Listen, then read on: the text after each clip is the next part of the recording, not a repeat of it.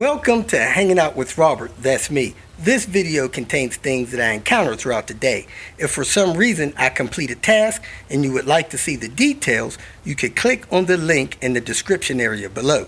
This video also contains tips and tricks that I learned throughout the years. I plan on leaving this video accessible for about 30 days. After that, you can view it through my Patreon account. Thank you very much for watching. Here we go, folks, kicking off the Tinker Day. About to dig into his vehicle, continuing with the transformations and mods and cylinder head job. I think we're going to start off with replacing the exhaust manifold to an R-type exhaust manifold from the stock one. Then we'll continue from there. Our exhaust manifold gives you better performance capabilities if you decide to up your turbo or anything like that. Changes the sound a little bit too, so we're going to go ahead and get that installed. Got an exhaust for this car, so we took the downpipe loose from the turbo exhaust flange.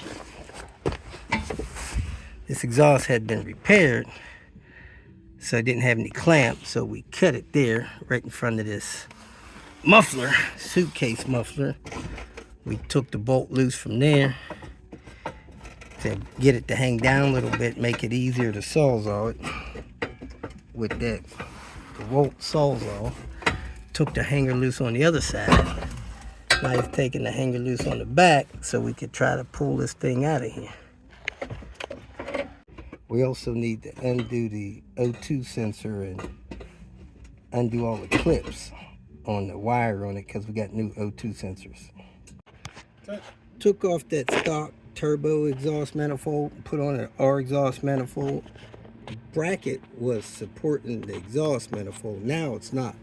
It's all hanging on the turbo and the turbo lines.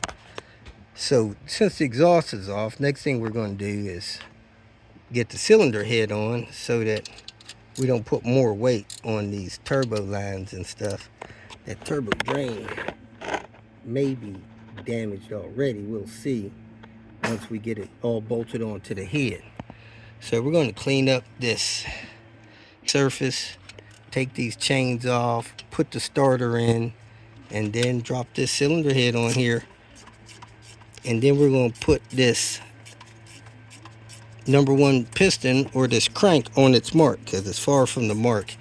That piston would be up pretty high if it was on the mark. So we'll roll that around, get that on the mark.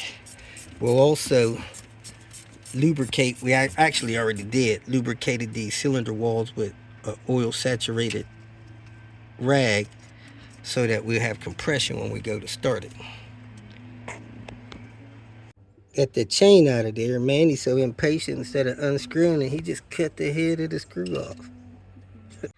We got a wire broken on this oil sensor right here, this brown wire. So we got to put an end on it. And this is the casing for it to protect it from being shorted out or something. It just rotted off, I guess. I'll see if I got one of those wire ends and we can splice it together and heat shrink it. Looks like this power steering line is sweating, this return line. And we have one, so I think we're going to go ahead and replace that as well. May replace both of them. We'll make that decision here in a minute. But that means the subframe's got to come back down, so we got to support this block again. Best way to get a power steering line out is to hang the subframe on one side, loosen those bolts about halfway out, supported the engine up top, took the engine mount loose, and dropped the other two loose. That gives you access to these little brackets and stuff for these power steering lines. The only thing, when you pull that bolt out of the subframe under there, you don't know how far that subframe is going to drop. So be careful you don't drop that subframe on your wrist or something under the tool. We got kind of slammed by that thing. It dropped down further than we thought. So you could put a jack stand under it or hold it up with one hand before you pull that last bolt out so it could fall down on one side. This low pressure line is a 19 millimeter, man, and it got these little short stabs. It takes a while to get that out. So you want to catch the fluid under there. When it comes loose, may want to drain the reservoir, I don't know.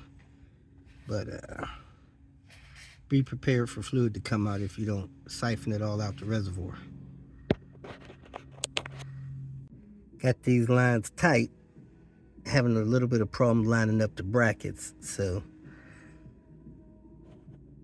let me work on that. Got these power steering hoses installed. Little tricky getting the angle right on the back of it.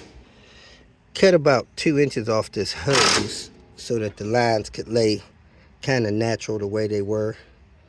Next, we're going to fix this broken wire on this oil sender. Inside that plug is the male part. The part that broke off is a female part. You could take these plugs from the door lights, various parts of the car, and open this up. You just pry the ends of those.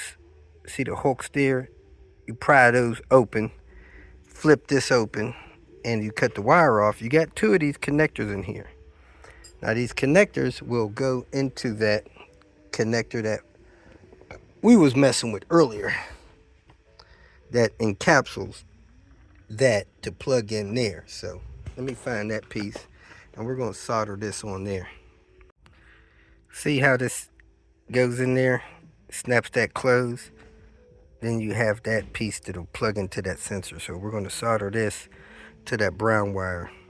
Nice if you had the same color wire, but we don't. We got to make do.